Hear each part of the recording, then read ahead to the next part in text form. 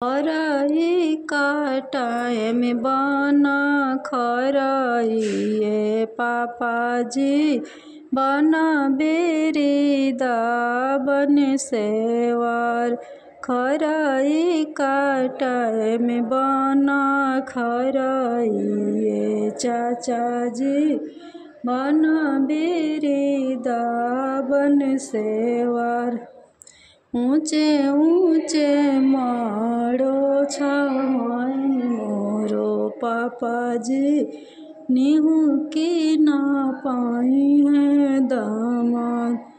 ऊँचे ऊँचे माड़ो छावाई में मोरो चाचा जी निहू की ना पाई है दामाद। कह तू त बेटी हो तमुआ तानती छत्र के करती ओहार।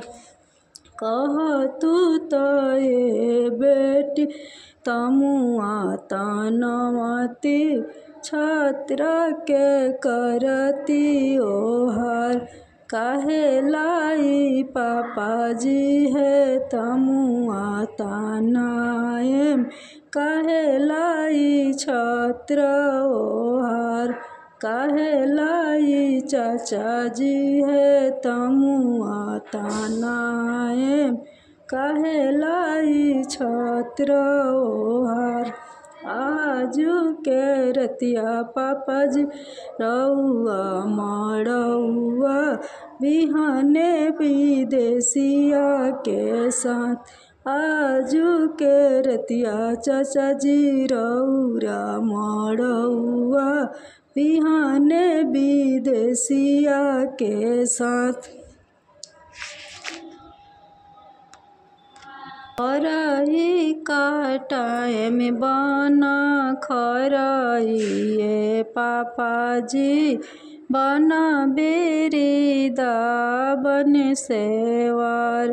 खरई काटाए में बना खरई ये चाचाजी बना बेरी दाबन सेवार।